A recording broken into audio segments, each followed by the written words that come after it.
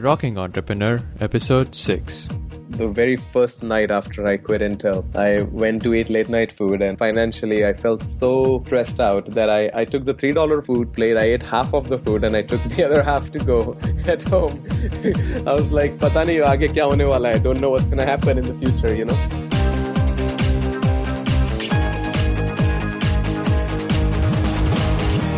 Hello fellow rock stars. I am so excited to have Prashant Kakad here today with me. Prashant, are you ready to rock?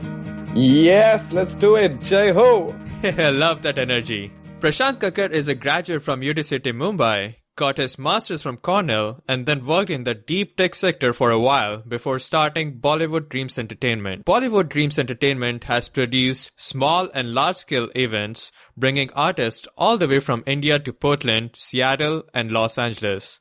Prashant is a TEDx speaker, and his startup, Bollywood Dreams Entertainment, has created dance classes and parties infused with the festive elements of Indian culture. Welcome to the show, Prashant. I've given our fellow rock stars a brief introduction about you, and we would like to know more about what you're currently doing. So take it away. Well, thank you for having me here, Tushar. It's a great honor, and I'm really excited for what you're doing. What I'm doing these days is a lot of singing, a lot of dancing, a lot of inspiring little kids, elder people, our age people, everyone to just dance and move in their bodies in Portland, Seattle, and also in California, and just having a ball, really. Perfect. So what were you doing right before you started Bollywood Dreams Entertainment? Before I started Bollywood Dreams Entertainment, like you, I was working at Intel, and I was in manufacturing. So I used to wear a bunny suit, like a space suit kind of a thing, and go and work on these tools. I had a pager like a doctor. So I was very, very connected to the tech industry and working all the time, actually. Mm-hmm. Did you love that? Loved it so much so that I wish that no, just kidding. Honestly, I realized that it just wasn't for me. I think there are people who absolutely enjoy it, and you know, if that's what you enjoy, you should definitely do it because we need technology. Now in my profession, I use technology all the time, so I think people should do exactly what they like doing. So for me, I figured out that really wasn't my calling. So, looking at your LinkedIn profile, I saw that you worked at Maxim also after you left Intel. I did. Could you tell us a bit more about that?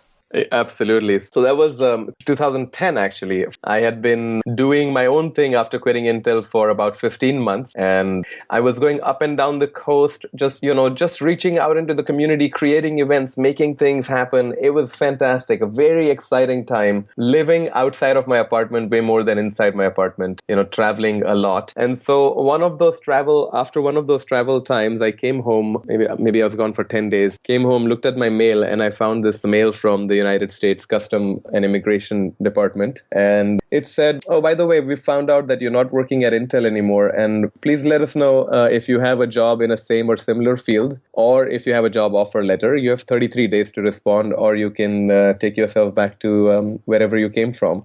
And I looked at this note about 10 days after it had arrived in my apartment. So I had about 22 days to figure out what the heck am I going to do with my life. It really did feel like, wow, like what am I going to do now?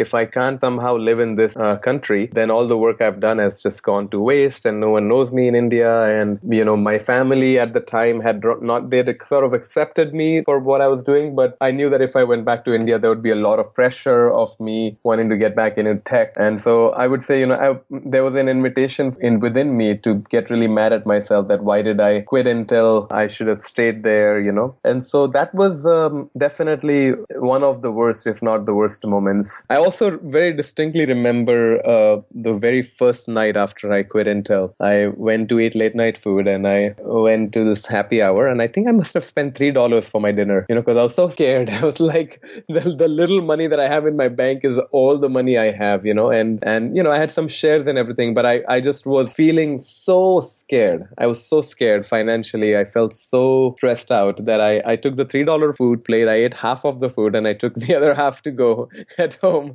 I was like, pata nahi aage kya hone wala hai, I don't know what's going to happen in the future, And that fear, it's needed, it's good. It's a driving force. My relationship to the fear has shifted. Fear doesn't shut me off from doing things. It invites me to challenge myself more. And I took a week off. I was house sitting for someone, and so I had the house to myself, and I just took care of my basic needs, slept well, ate well, and I just sat again with the worst fear. What is the worst thing that can happen? And I again found myself realizing that if I have to go back to India, go to my village, and, I am Maharashtrian, and there's so much Marathi folk music that I am still right now also continue to learn, and I'm so fascinated by it. And I was like, maybe I'll just do that, it's totally okay. And so I came to that place, and the second thing I did after that was I reached out to my community. And so actually LinkedIn is what helped me secure a job at Maxim within 2 weeks. And, when I took that week off, there was a lot of fear and a lot of isolation. And when I made peace with the worst case scenario, I was able to let go of that fear and isolation and again reach out to the network of support that I already had around me. So I reached out to people, I let them know my situation, updated my resume, relearned all the things about Intel and all the engineering that I'd learned there,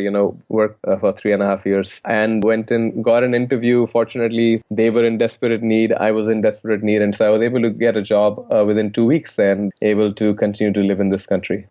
Love it. Love the story. Amazing. Okay, so you must have a lot of aha moments in your life. What would be the biggest aha moments, we would say?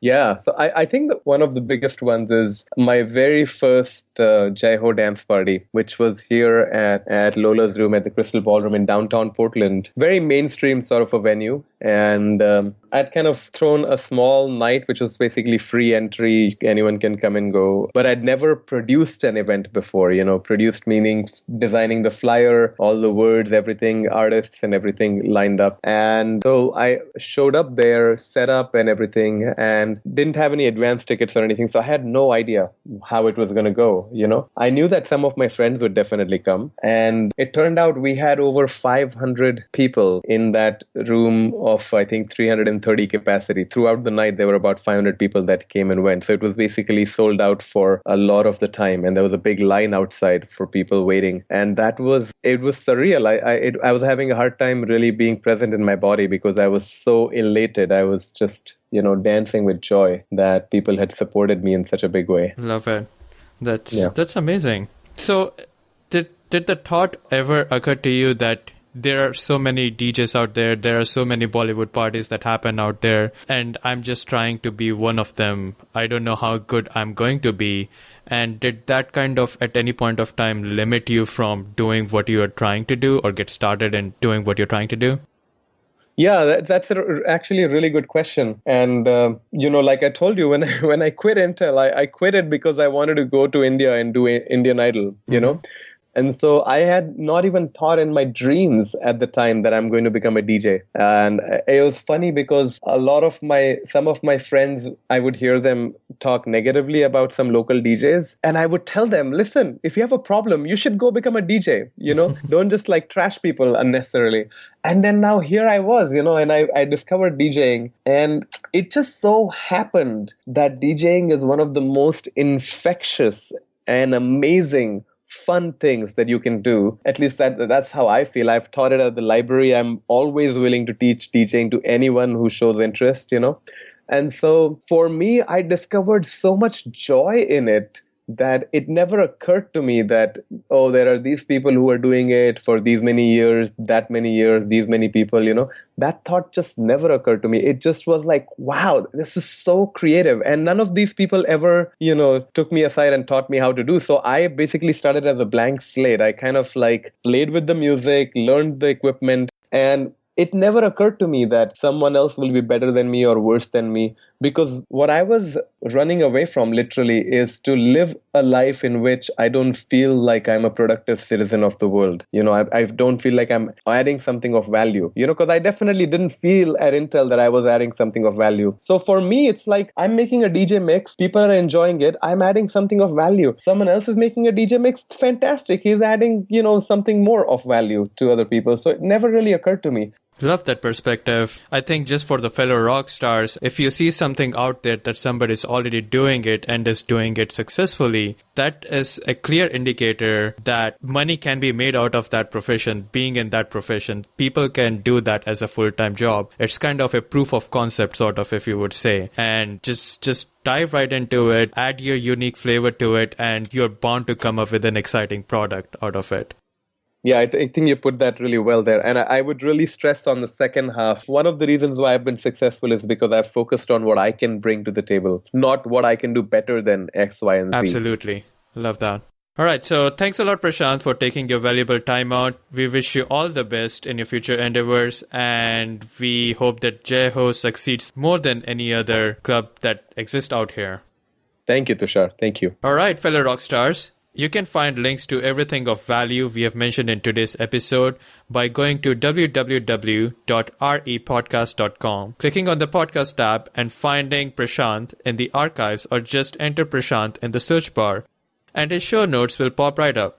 So go to the website, leave a comment or two, and let us know what you think about this episode or what else would you like to hear on Rocking Entrepreneur Podcast. Till then, rock on.